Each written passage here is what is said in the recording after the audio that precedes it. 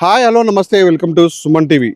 El Niño ప్రభావం వల్ల వర్షాలు కనుమరుగైపోయి వానదేవుడు కరుణించలేడు. మరి ప్రజలు ఎలా బతకాలి, పాటిపట్ల ఎలా ఉండాలి, గొడ్డు గోద ఎలా బతకాలని ఉద్దేశంతో కూడా తెలంగాణ రాష్ట్ర వ్యాప్తంగా కూడా అటు హోమాలు యాగాలు చేసిన పరిస్థితి ఉంది. మన రీసెంట్లీగా కూడా ముఖ్యమంత్రి రేవంత్ రెడ్డి కూడా నాగార్జున సాగర్లో వర్ణయాగం చేశాడు. ఒకవైపు మహబాద్ పట్టణంలో కూడా హనుమాన్ టెంపుల్లో కూడా వర్ణయాగం చేస్తున్నారు. ఒకవైపు కప్పతల్లి ఆటలు ఆడుతున్నారు. ఎక్కడ చూసినా కూడా వారదేవుడు కరుస్తాడా కరించకపోతాడా, మన పాళ్ళ పండకపోతే మనందరూ ప్రజలంతా సుభిక్షంగా బతుకుతారు అని చెప్పేసి ప్రతి ఒక్కరు కూడా ఎవరికి వారే కూడా వాళ్ళ యాగాలు చేస్తున్నారు. అది ఈరోజు కూడా మహబాద్ జిల్లా కంబరపల్లి గ్రామంలో శ్రీ హనుమాన్ భక్త మండలి భజన ఆధ్వర్యంలో కూడా గత 21 రోజులుగా వాళ్ళు ఈ వర్ణయాగం చేస్తూ కూడా ఇవాళ వర్ణపాశం వచ్చినటువంటి కంబలపల్లి చెరువు సమీపంలో ఉన్నటువంటి చిన్న చిన్న బండపై కూడా వరదపాశం పోసి అవి నాకుతూ కూడా వాళ్ళు భజనలు చేస్తూ భక్తి గీతాలతో వాళ్ళు ఆ ఊర్లో ర్యాలీ నిర్వహిస్తున్నప్పుడు కూడా ప్రతి ఇంటి నుంచి కూడా ఒక మహిళ వచ్చి ఆడబిడ్డ వచ్చి ఆ ర్యాలీకి సంబంధించినటువంటి ఆ నీళ్లు కూడా ఆరబోసి వాళ్ళకి ఆ దేవుడు కరుణించాలి అని కూడా వాళ్ళకి చేస్తున్న ఆ దృశ్యాలు మనం చూస్తుంటే చాలా బాధాకరంగా అనిపిస్తుంది. ఎందుకంటే వర్షాలు లేనిది మనం కూడా సుభిక్షంగా ఎవరు ఉండలేరు. నీటి మనకి ఎంత ముఖ్యమైనది కూడా మనకి తెలుస్తుంది. అయితే మరి ఈ రోజు వాళ్ళు కార్యక్రమం చేస్తారు, మనం విజువల్స్ చూసుకోవచ్చు. ఇక్కడ దీపంతో కూడా అక్కడ జ్యోతిని వెలిగించి కూడా భక్తి శ్రద్ధలతో వాళ్ళు కూడా భక్తి శ్రద్ధలతో కూడా వాళ్ళంతా పంచకట్టలు వేసుకొని బొట్లు పెట్టుకొని సంబంధించినటువంటి భజన మండలి పాటలతో కూడా వాళ్ళు వనదేవుడు కరించవయ్యా, మమ్మల్ని కాపాడవయ్యా అంటూ కూడా వాళ్ళు ఆ వనదేవుని దీనంగా వేడుకుంటూ కూడా వాళ్ళు వరదపాశాన్ని నాకుతూ వాళ్ళు వాళ్ళ భక్తిని చాటుకున్నారు. మరి ఈ ఆచారం ఎప్పటి నుంచి వస్తుంది, మరి ఇలా చేస్తే మరి వర్షాలు పడతాయి అని ఒకసారి వాళ్ళ మాటలు అడిగి తెలుసుకునే ప్రయత్నం చేద్దాం. అన్న మీరు చెప్పండి, మీరు 21 రోజులుగా గుళ్ళో ప్రత్యేక పూజలు చేశారు వరను కరుణించాలని చెప్పేసి, ఇవాళ వరదపాశం చేస్తున్నారు. ఏంటి ఈ సంస్కృతి ఎప్పటి నుంచి వస్తుంది, జరిగితే ఏ విధంగా ఉండదు? ఇది మా తాతల కాంచి కూడా మా తండ్రుల కాంచి కూడా వస్తుండేది. కానీ మాకెన్నడూ కూడా కరువు అనేది మేము ఎరగం. ఎందుకంటే కాకతీయుల నాటి చెరువు ఇది. ఇంతవరకు నాకు 50 సంవత్సరాలు, కానీ ఇంతవరకు నాకు తెలిసిన కాంచి ఎన్నడూ కూడా నేను చూడలేదు. ఈ సంవత్సరమే ఎన్నడూ లేని విధంగా కరువు వచ్చింది. ప్రతి సంవత్సరం ఏమనుకున్నదంటే మాకు చెరువు నిండితే చాలనుకున్నది. ఈ దెబ్బ చెరువు నిండాల్సిన అవసరం లేదు, మాకు ఆల్రెడీ ఒక 11 ఫీట్లు ఉన్నాయి. ఇంకొక 4 ఫీట్లు కనుక నీళ్ళు వస్తే మా ఊళ్ళో సస్యశ్యామలంగా పంటలు పండుతాయి. దానికోసం అని చెప్పేసి 21 రోజు మేము భజన కార్యక్రమం చేయడం జరిగింది. ఊరంతా తిరుగుకుంటూ అందరిని భాగస్వాములు చేసినాం. 21 రోజుల తదుపరి మరి వాళ్ళ, ఎందుకంటే పూర్వీకుల నాటి బండ ఇది, వరదపాశం బండ అంటారు.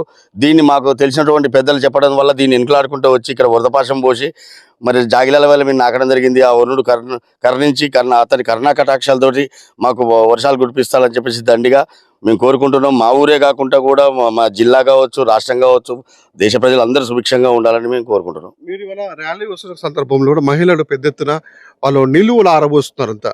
అంటే ఇది వాళ్ళ సొంతంగా కాదు, అంటే అందరూ సుభిక్షంగా ఉండాలి, నీళ్లు మనకి ఎంత ముఖ్యమో, వర్షాలు పడితే అంతే జనం కూడా అంత సుభిక్షంగా ఉంటారని చెప్పేసి. ఇది ఎట్లా అనిపించింది మీకు అంత నీళ్ళు ఆరబోస్తుంది? మాకు చాలా బాగా అనిపించింది. ఎందుకంటే మేము మొట్టమొదటి రోజు అగండం తీసుకొని రోజుకొక 1 బజార్ చొప్పున మేము వెళ్తే ప్రతి ఒక్క ఇల్లు కూడా ఇంటి ముందు నీళ్లు చల్లి ముగ్గులేసి మన ఆరతితోటి వచ్చి మాకు పప్పు బెల్లాలు పెట్టి వాళ్ళకి తోచినంత గట్టకానికలు ఇచ్చి మమ్మల్ని దేవుడు చల్లగా చూడాలని చెప్పేసి వాళ్ళు కోరుకుంటారు. ఇవాళ అదేవిధంగా ఇవాళ కూడా వాళ్ళందరూ కూడా అగండంతో మేము అందరం ర్యాలీగా వస్తుంటే కూడా ప్రతి ఒక్కరు ఆడబిడ్డలు మనకు నీళ్లు పోసి ఇక్కడ వరదపాశం పండ వరకు సాగనంపడం జరిగింది. చెప్పండి, ఇందాక మీరు పాట పాడారు కదా, ఒకసారి పాట పాడరా? కురిపించు కుంభవర్షం ఓ వరుణ దేవ, నడిపించు నీటి మేఘం ఓ వరుణ దేవ. కురిపించు కుంభవర్షం ఓ వరుణ దేవ, నడిపించు నీటి మేఘం ఓ వరుణ దేవ. కురిపించు కుంభవర్షం ఓ వరుణ దేవ, నడిపించు నీటి మేఘం ఓ వరుణ దేవ. కురిపించు కుంభవర్షం ఓ వరుణ దేవ, నడిపించు నీటి మేఘం.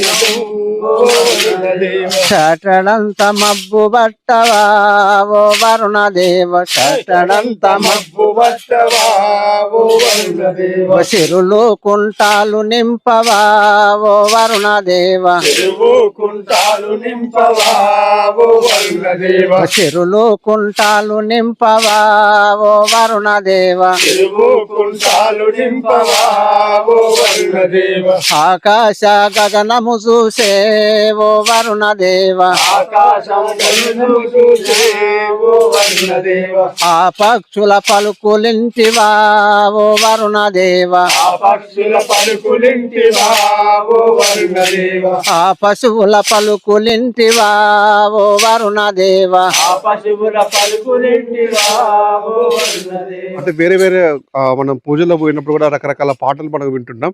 కానీ ప్రత్యక్షంగా మాత్రం ఇక్కడ వరుణుడు కురవాలి, వానలు కురవాలి అని చెప్పేసి కూడా వాన పాటలు పాడుతూ కూడా ఇక్కడ అందరూ భక్త భజన బృందాల మాది వాళ్ళు ప్రత్యేక పూజలు అయితే చేస్తున్నారు. మీరు చెప్పండి, ఇందాక మీరు అక్కడ అంటే వరదపాశం చేస్తున్నప్పుడు ఒక సాంస్కృతిగా పోయి చెరువులోకి పోయి స్నానం చేసుకుని తడి బట్టలతో వచ్చి చేశారు. అంటే ఈ సంస్కృతి ఎప్పటి నుంచి వస్తుంది మీకు ఇట్లా? ఈ సంస్కృతి అంటే మా తాతల కాలం నాటి నుంచే వస్తుంది. అప్పటి నుంచి మా తాతలు కానీ మా తండ్రులు కానీ అదే పద్ధతిలో చేసిన కరువు వచ్చినప్పుడల్లా ఇట్లా అయితే ఇట్లా చేయాలి బిడ్డ అని మాకు చెప్పారు కానీ మేము పుట్టిన కానీ మాకు కరువు ఎరగలే. ఇప్పుడు కరువు ఎరిగినాం కాబట్టి వారు చెప్పిన మార్గంలోనే మేము ఆ కార్యక్రమాలను చేసి ఈ రోజు చివరి రోజు అయినటువంటి చెరలకు వచ్చి వరదపాశం పోసి మీ ఇక్కడ వరదపాశం నాకడం జరిగింది. ఈ వర్షాలు పడాలని అంటే నమ్మకం అంతా అంటే ఈ వరదపాశం వరదపాశం పోతే కప్పకుండా వర్షాలు పడతాయి అనే నమ్మకం మా పూర్వీకుల్లో చెప్పారు కాబట్టి మేము అలాగే చేసినాం. అప్పటి నుంచి అదే వర్షాలు కురుస్తున్నాయి సమృద్ధిగా. ఈ సంవత్సరం మాకు కరువు అనేది లేదు. ఈ సంవత్సరమే మాకు కరువు వచ్చింది. ఒక 5 దేవతామూర్తుల గురించి మీరు చెప్పారు కదా, వాళ్ళ గురించి ఏంటిది అసలు? అది అసలు ఏంటంటే సార్, దానికి మన పూర్వీకుల కానించి కూడా దేవతలు అంటే ఎనలేని ప్రేమ. అయితే మరి ఆ దేవతలు ఎట్లా వచ్చిర్రు అని అంటే ఈ 5 పంచభూతాలతోటి సమస్త దేవతలందరూ కూడా సమస్తంగా కూకుండబెట్టబడింది. ఈ 5 పంచభూతాల సృష్టియే ఈ సమస్త 84 లక్షల జీవోపాధులు కూడా వాటి యొక్క కలయికతోటి ఇక్కడ ఏర్పడింది.